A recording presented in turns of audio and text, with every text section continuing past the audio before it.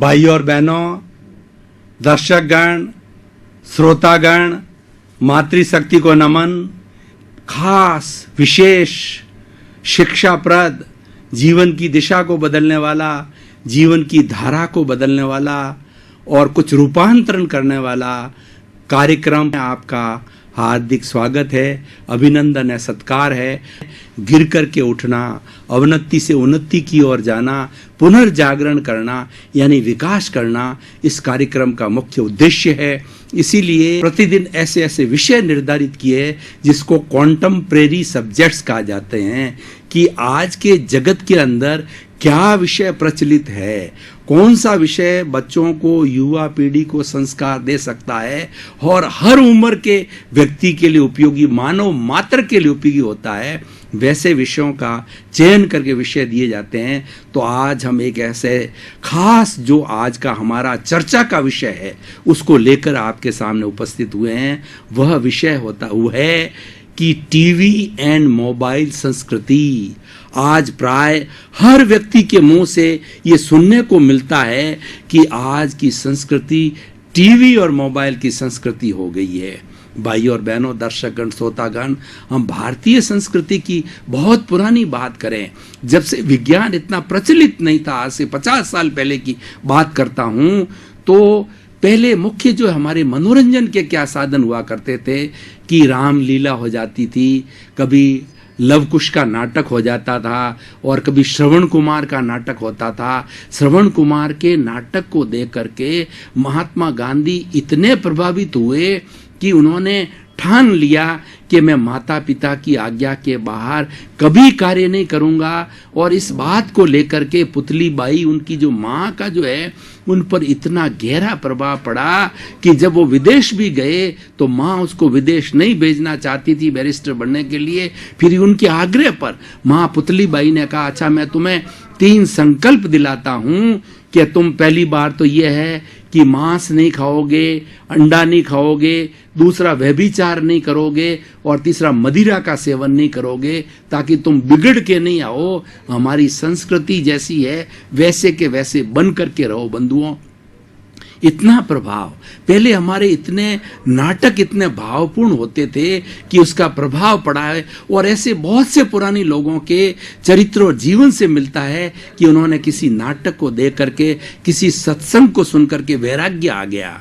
जैन परंपरा के अंदर साधु सन्यासियों से और तीर्थंकरों की वाणी सुन करके उनको वैराग्य आ गया। भगवान जो बुद्ध है किस प्रकार जागृत हुए, तो उन्होंने एक बार जो है, जब वो भ्रमण को जा रहे थे तो उन्होंने एक बुजुर्ग व्यक्ति को जाते हुए देखा जिसकी कमर जो झुकी हुई थी। तो उन्होंने सारथी को पूछा, सारथी ऐसा क्यों होता है? तो सारथी ने बताया कि राजन, ये बुढ़ापा आ गया है और बुढ़ापे के अंदर शरीर अस्वस्थ होता है, तो उनको मन के इसका इफेक्ट पड़ा बात का कि कभी बुढ़ापे भी आएगा, मेरे को भी आएगा। और फिर एक बार जो है उनके सामने से शव जा रहा था, तो शव को देख करके उनके अंदर हृदय परिवर्तन हुआ। पूछा सारथी से कि ये क्या हो रहा है? तो सारथी ने बताया कि व्यक्ति मर गया है, इसको शमशान ले जा रहे हैं।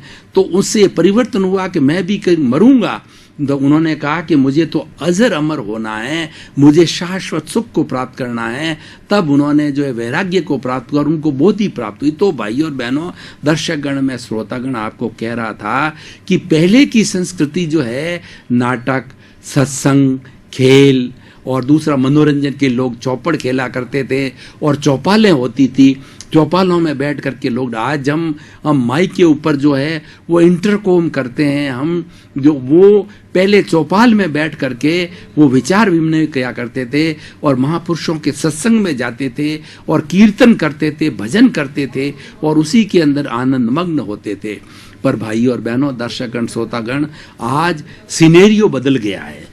आज का सिनेरियो क्या है कि हमारे पास में टीवी आ गया है। आजकल वो पुरानी चीज़ें सब, रामलीला वगैरह जो है, लोग जाते हैं लेकिन देखते नहीं। देखते हैं जिनका, पुराने लोग जिनका इंटरेस्ट हो, ऐसा नहीं, सभी चीज़ों का अपना अपना अस्तित्व है, उसकी उपयोगिता है। लेकिन ज़्यादातर लोग जो है मनोरंजन करने के लिए वो टीवी का उपयोग करते हैं। 2 बातें, 2 तरह के मनोरंजन मन प्लस रंजन, मतलब मन का जो है ना रंजन करना, मन को प्रसन्न करना, वो एंटरटेनमेंट कहलाता है। वो बाहर का एंटरटेनमेंट है, वो मन का एंटरटेन है। और एक होता आत्मरंजन। आत्मरंजन का मतलब आत्मा को रिझाना, आत्मा का जो आत्मा को प्रसन्न करना। आत्मा प्रसन्न कब होती है? जब उसके सामने उसके गुण प्रस्तुत किए जाते हैं। उसके गुण क्या है? सादगी, सदाचार, भाईचारा, अहिंसा, त्याग, ये इस तरीके कुछ चित्र आते हैं, बातें आती है, तब जाकर के वो आत्मरंजन होता है। सत्संग और ध्यान और दूसरा मंत्रों का उच्चारण, ओम की ध्वनि, उससे आत्मरंजन होता है। तो भाइयों और बहनों, ये मनोरंजन और आत्मरंजन करने के लिए आज जो है टीवी मोबाइल संस्कृति आई है। अब मैंने पुरानी संस्कृति के बारे में आपको बताया, ये हमारी नवीन संस्कृति है। हम किसी भी संस्कृति के नेगेटिव पक्ष को नहीं देखते हैं, हम तो हर चीज के अंदर पॉजिटिव देखने वाले हैं। और जो व्यक्ति हर चीज के अंदर पॉजिटिव देखता है, वह व्यक्ति एक संपूर्ण व्यक्तित्व है, और वही व्यक्ति समाज के अंदर चेंज ला सकता है, क्योंकि वो सच्चाई को जानता है। इस सृष्टि में ईश्वर ने एक रेत का कण भी अनुपयोगी नहीं बनाया है। अनुपयोगी कब होता है? जब उसका राग द्वेष हमारे साथ जुड़ता है। हम जैसे मैं इस कैमरे को देख रहा हूं, तो ये कैमरा है, इस कैमरा वो ये मेरा फोटो खींच रहा है कैमरा, और मेरा रिकॉर्डिंग कर रहा है मेरे वक्तव्य को, और आप मेरे सामने बैठे हैं, ये सारा देख रहा हूं।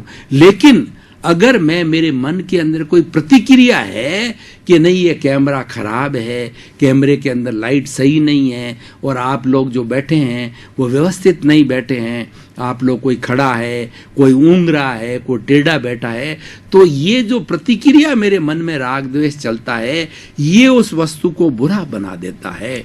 इसीलिए ये नेगेटिव थॉट है।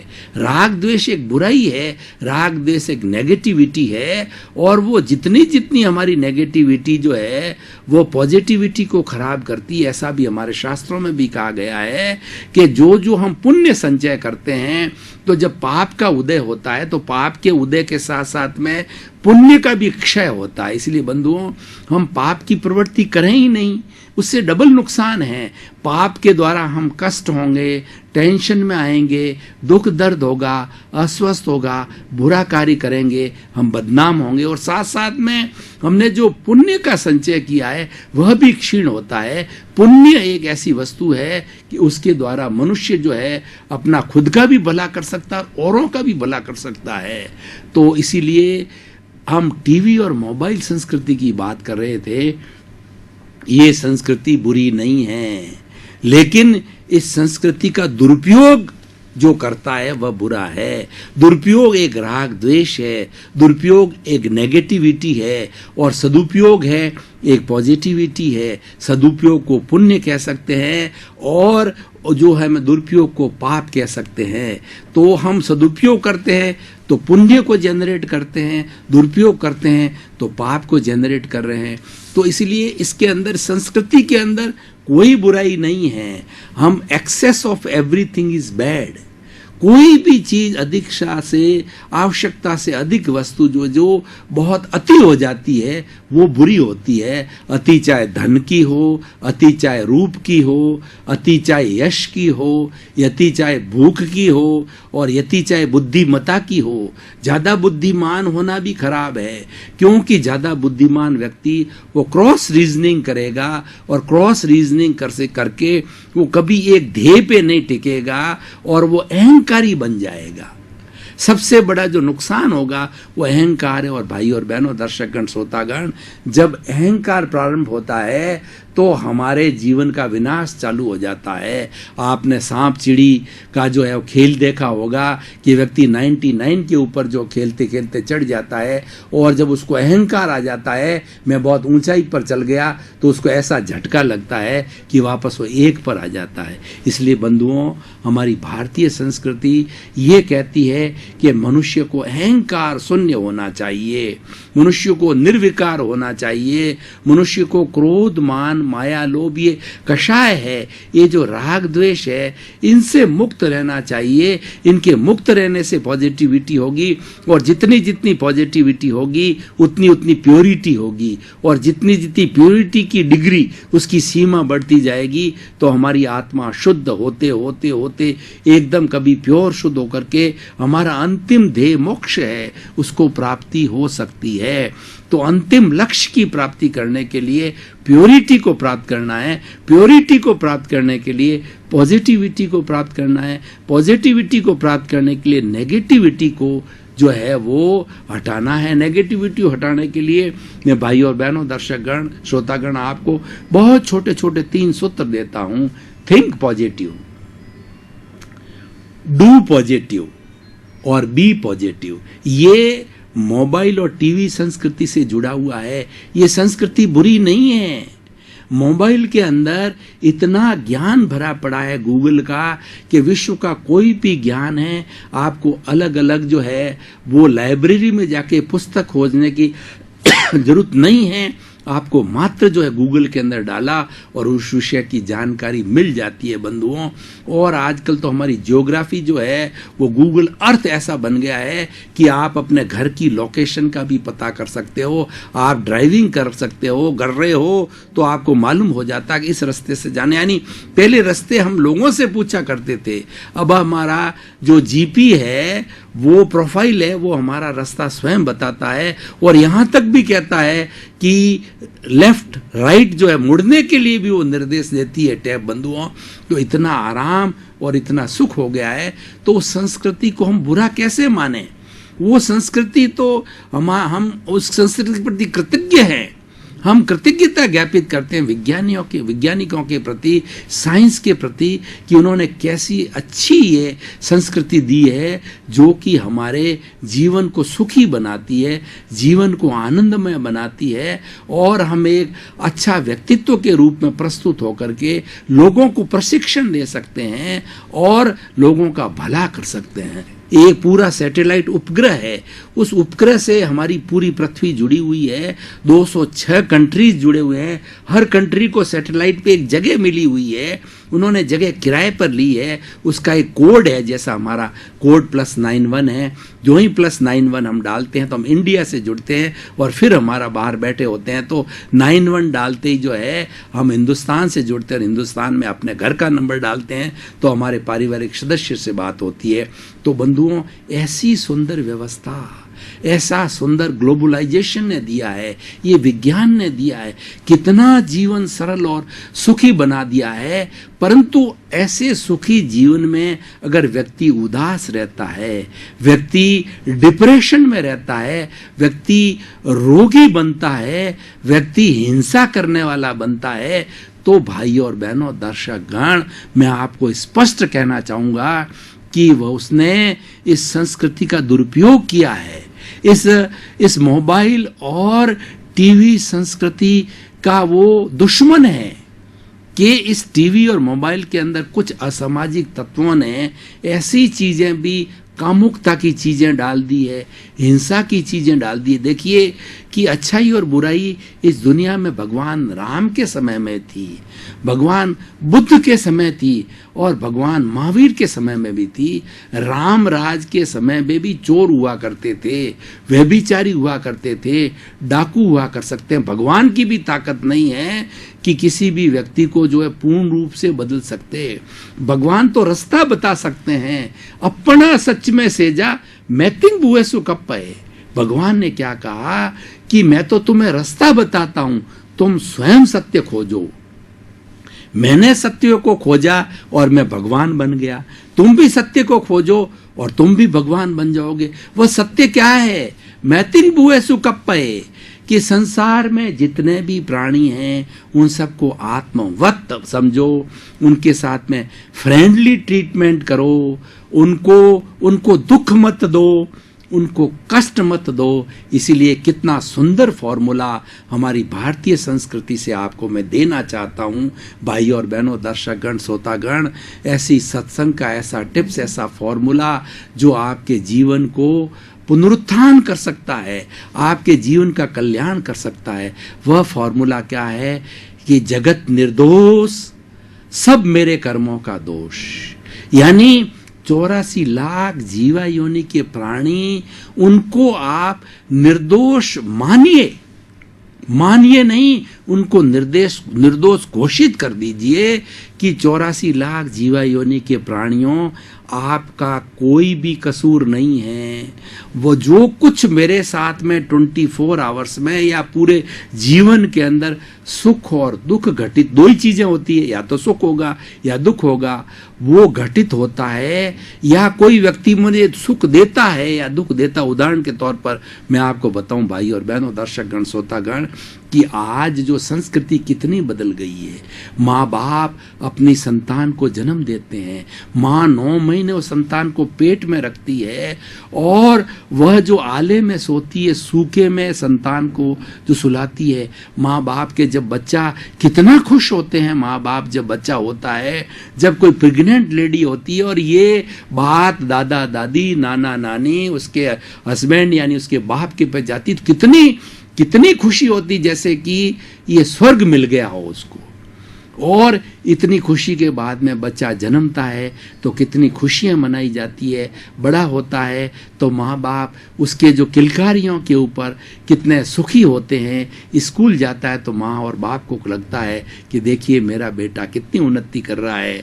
बच्चा बड़ा होता है, खूब अच्छी से कंपटीशन की पढ़ाई कराते। माँ बाप अपने जीवन का, अपने शरीर का, स्वास्थ्य का कोई ध्यान नहीं रखते, फटे कपड़े पहन लेते हैं और शादी से शादी रोटी से ही जो है वो छाछ रोटी से काम चला लेते हैं। लेकिन बच्चे को अच्छा अच्छा हलवा खिलाते हैं, प्रोटीन युक्त दूध पिलाते हैं, अच्छी से अच्छी महंगी से महंगी ड्रेस खिलाते हैं, और अच्छी से अच्छी स्कूल की किसी प्रवृत्ति में, कॉलेज की प्रवृत्ति में भेजते हैं। और भाई और बहनों, आगे देखिए क्या होता है। जब उसकी शादी के लिए कितनी तमन्ना होती है कि बहू आएगी, और बहू आती है और थोड़ा समय होता है तो वही बेटा अपने माँ बाप के साथ में कैसा सरोकार कहता है। और आज ये नहीं है, ऐसे अच्छे बच्चे बहुत कम मिलेंगे जो माँ बाप की आज्ञा में आज से 50 साल पहले पितृभक्त, मातृभक्त श्रवण कुमार जैसे मिलते थे, जो माँ बाप की आज्ञा को भगवान राम जैसे मिलते थे। कि दशरथ ने कह दिया तो मैं 14 कैकई के कहने से कि 14 वर्ष वनवास में जाता है, सहज स्वीकार कर लिया और उसमें खुशी मनाई। आप देखिए पिताजी ने आदेश दिया है, तो वो युग था। आज का युग देखिए कि वो बच्चे कितना बदसलूकी करते हैं कि माँ बाप जब बुजुर्ग होने लगते हैं, माँ बाप के सपने सब जो है वो सपने फेल हो जाते हैं। वो बच्चे, उनकी सेवा तो दूर करना, वृद्धाश्रम में भर्ती करा देते हैं। और आजकल तो भाई और बहनों, दर्शक गण, हमारी भारतीय संस्कृति में वृद्धाश्रम होना नहीं चाहिए, क्योंकि वृद्धाश्रम एक अभिशाप है। हमारे जो वरिष्ठ नागरिक हैं वो हमारा अम्ब्रेला है, वो हमारे भगवान है, हमारे ईश्वर है, हमारे तीर्थ है।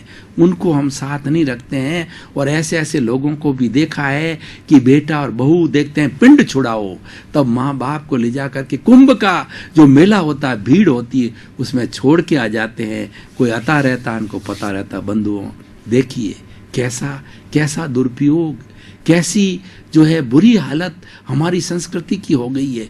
क्या हमारी फैमिली सिस्टम था, क्या माँ बाप का दर्जा था। तो मैं ये कहना चाह रहा था बंधुओं, ये टीवी और मोबाइल संस्कृति से जुड़ी हुई है। और हो सकता है कि इस संस्कृति के अंदर कुछ असामाजिक तत्वों ने ऐसे सीरियल डाले हैं, ऐसी खराब चीजें डाली है कि व्यक्ति क्या होता है कि हमारी ये मानवीय प्रकृति क्या है कि अच्छाई को समझाने के लिए बहुत उपदेश देना पड़ता है, बड़ा अभ्यास करना पड़ता है, प्रैक्टिस करना पड़ता है। लेकिन बुराई चीज तो स्वतः लेके आते हैं हम, उसके लिए किसी प्रशिक्षण की जरूरत नहीं होती है और कोई भी उसको प्रेरणा देने की जरूरत होती है। टीवी मोबाइल संस्कृति में एंटरटेनमेंट तो बच्चे 10-10 घंटे 12-12 घंटे मोबाइल के अंदर, आजकल उनका संसार सिमट करके वह मोबाइल के अंदर आ गया है, टीवी के अंदर आ गया है संस्कृति। ये उसका दुरुपयोग है।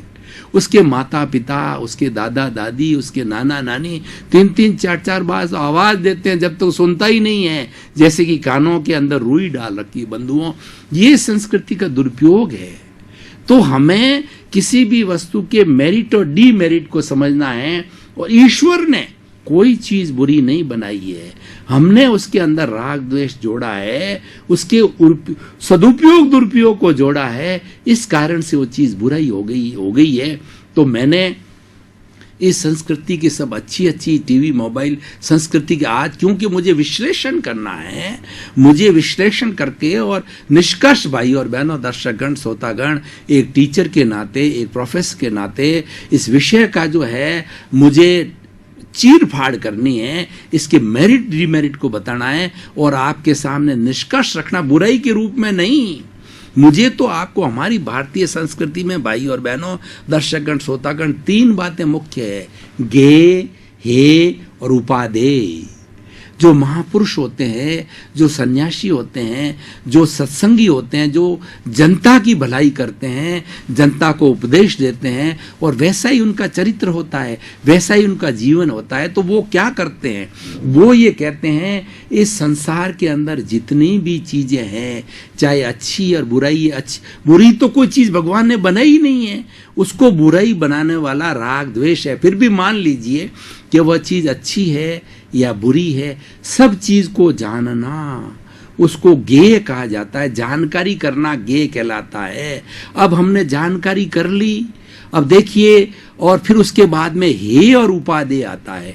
हे का मतलब होता है कि जब हमने उसकी बुराई के पक्ष को देखा, बुराई को दूर करो। जो हंस होता है उसके सामने क्षीर और नीर का जो फैसला करता है, उसके अंदर कंकड़, उसको पानी के अंदर कंकड़ भी मिलते हैं और मोती भी होते हैं, तो वो क्या करता है कि कंकड़ को तो टच नहीं करता है चोंच, लेकिन मोती के ऊपर अपनी चोंच को टच करके और अपने मुंह के अंदर मोती मोती वो कर लेता। वो हे और उपादेय ग्रहणीय, उपादेय मन ग्रहणीय, हे मन छोड़ने योग्य, वो कंकर को छोड़ता है और मोती को लेता है। इसीलिए भाई और बहनों, दर्शकगण, श्रोतागण, मैं आज निष्कर्ष में ये कहना चाह रहा हूं कि टीवी और मोबाइल संस्कृति के अंदर हे उपादेय पक्ष में दोनों दे रहा हूं और साथ साथ में आपको ईश्वर ने बुद्धि दी है, आपको मार्ग बताना चाहता हूं कि हमेशा अच्छाई के पक्ष में रहिए। जितनी जितनी अच्छाई के पक्ष में रहेंगे, हम उतने अच्छे मानव बनेंगे, अच्छे इंसान बनेंगे, अच्छा व्यक्तित्व बनेगा, खुद को सुख की अनुभूति होगी, आनंद की अनुभूति होगी, क्योंकि व्यक्ति का जो लक्ष्य है वो आनंद, वो सुख है, वो अच्छाई से ही प्राप्त हो सकता है, वो मानवीय मूल्यों से ही प्राप्त हो सकता है। अगर मेरे भीतर हिंसा के भाव चल रहे हैं कि मेरे पड़ोसी, मेरा मकान 2 मंजिल है और मेरे पड़ोसी का मकान 10 मंजिल का हो गया, हे ईश्वर, इसका मकान ढह जाए, इसके मकान में शॉर्ट सर्किट हो जाए और ये मकान जल के राख हो जाए, आप में डाह चलती है, आप में वो जलन चलती है, तो वो जलन जो है वो राग द्वेष है, वो बुराई है। आप उसकी जगह ये सोचिए ना कि उसने पुरुषार्थ करके 10 मंजिल बनाया है, तो मैं भी पुरुषार्थ करके 12 मंजिल बनाऊं। भाई और बहनों, दर्शकगण, श्रोतागण, हमारे एक शिक्षा के क्षेत्र में आता है कि किसी टीचर ने जो है एक स्टूडेंट को पूछा कि ये एक लाइन जो है वो मैं खींच रहा हूं, इस लाइन को जो है, जो इस लाइन को तुम्हें छोटी करना है। तो एक दूसरा स्टूडेंट क्या करता है, उस लाइन में कुछ मिटा देता है, मिटा करके उसको छोटी कर देता है। और एक समझदार बच्चा होता है, उसने पास के अंदर जो एक बड़ी लाइन खींच दी। अगर वो लाइन 6 इंच की थी, पहले गुरुजी ने खींची थी, उसने 1 फुट की लाइन खींच दी, तो आप देखिए वो फुट के कंपैरिजन में 6 इंच की लाइन छोटी हो गई। तो कितना प्रज्ञा पुरुष है, कितना व्यक्ति वो अच्छा उपयोग करने वाला है, वह सकारात्मक सोच वाला है कि आप किसी को गिरा करके आगे क्यों बढ़ो, आप खुद पुरस्कार करो ना।